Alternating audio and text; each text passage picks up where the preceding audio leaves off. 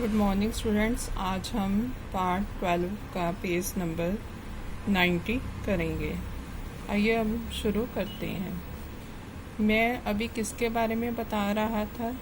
कर्मठ मास्टर जी उस लड़के का चेहरा देखकर समझ गए कि उसके मन में और कुछ है। शायद उसने पाठ पर ध्यान दिया भी हो। अगर दिया है तो उसका जवाब उसके मन से बाहर ले आना है। इसी में उनकी सफलता है।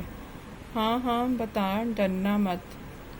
मास्टर जी ने देखा अप्पू की ज़बान पर जवाब था हाँ हाँ।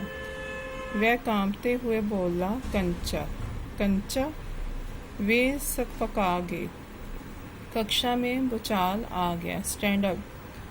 मास्टर साहब की आंखों में चिंगारियां सुलग रही थी। अप्पू रोता हुआ बेंच पर चढ़ा।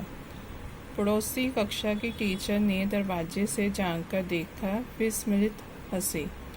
रोकने की पूरी कोशिश करने पर भी वह अपना दुख रोक नहीं सका, सुबकता रहा।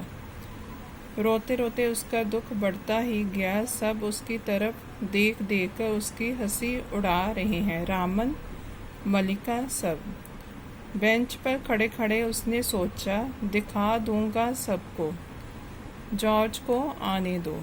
जॉर्ज जब आए, जॉर्ज के आने पर वह कंचे खरीदेगा। इनमें से किसी को वह खेलने नहीं बुलाएगा। कंचे को देख ये ललचाएंगे।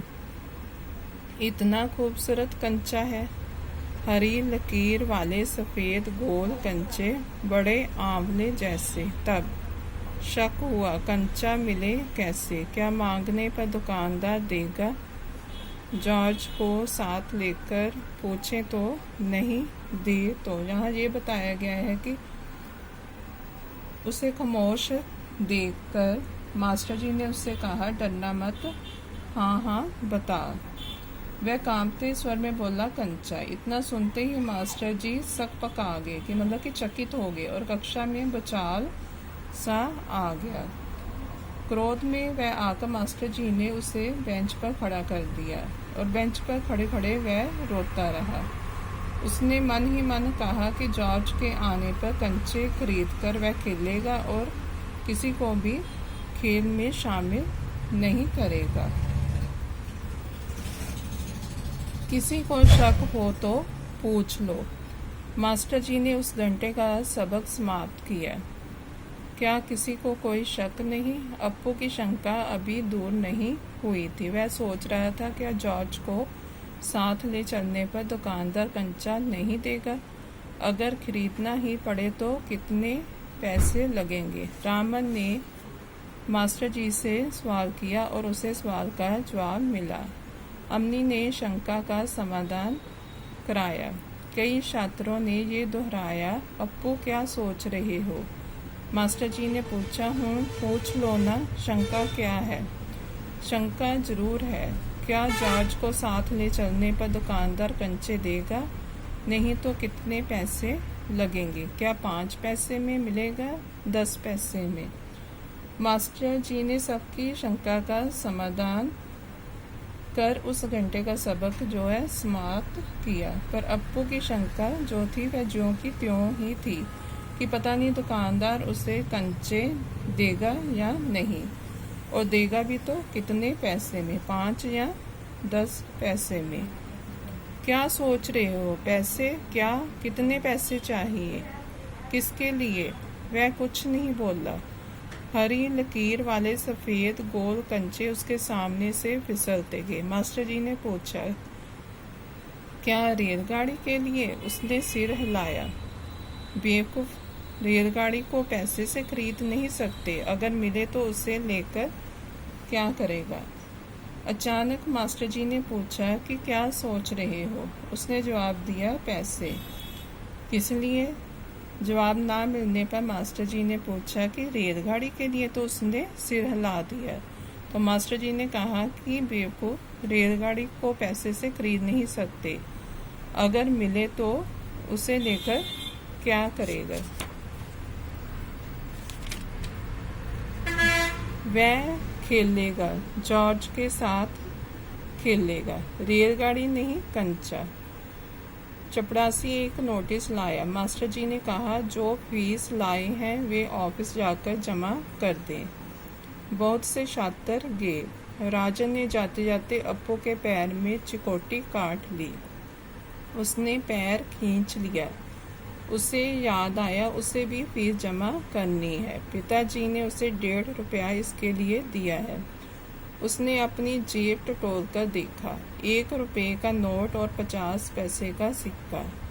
वह बेंच से उतरा। किधर? मास्टर जी ने पूछा। उसने कंठ से खुशी के बुलबुले उठे। फीस देनी है। फीस मत देना, मास्टर ने कहा।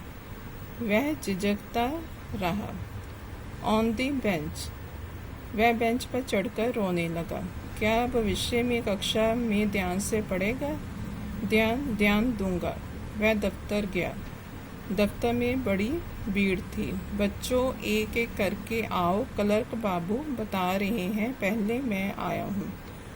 यहाँ ये बताया गया है कि जब कक्षा में चपरासी एक नोटिस लेकर आया जिसमें छात्रों को फीस देने के लिए कार्यालय भेजने को कहा गया था। अप्पू को भी फीस जमा करने का ध्यान आया। वह भी घर से पिताजी से मांगकर 1.5 रुपये लाया था। वह भी फीस जमा करने के लिए बेंच से उतरने लगा तो मास्टर जी ने आगे से पढ़ाई पर ध्यान देने का वचन देने पर ही उसे फीस जमा कराने कार्यालय में भेजा। अप्पू वहां अन्य छात्रों की भीड़ में शामिल हो गया। मैं ही आया हूँ, मेरे बाकी पैसे। इस शोरगुल से अप्पू दूर खड़ा रहा।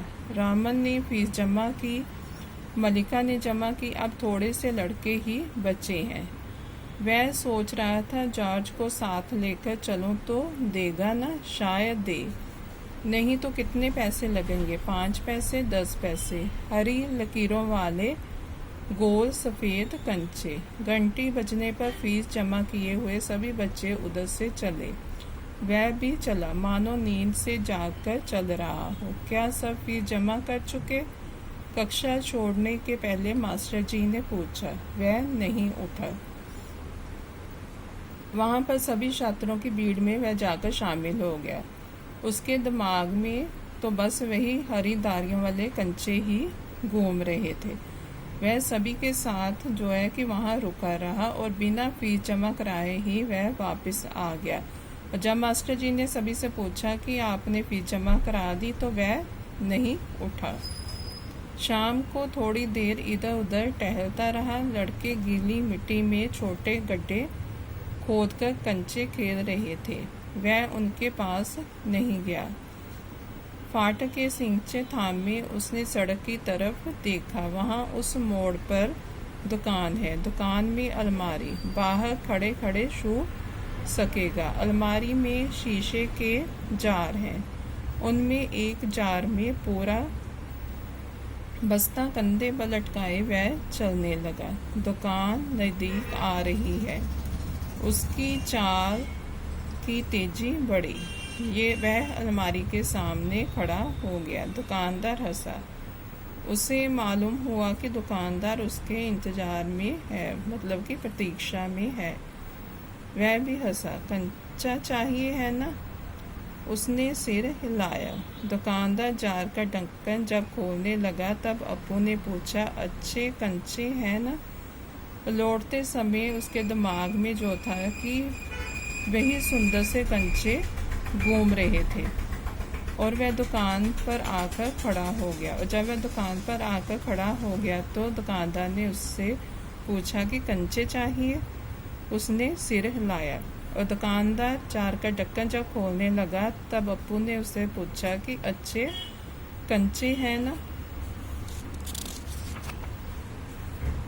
आज यहाँ तक ही करेंगे। अब नेक्स्ट पेज नंबर 94 हम नेक्स्ट वीडियो में करेंगे। थैंक्स।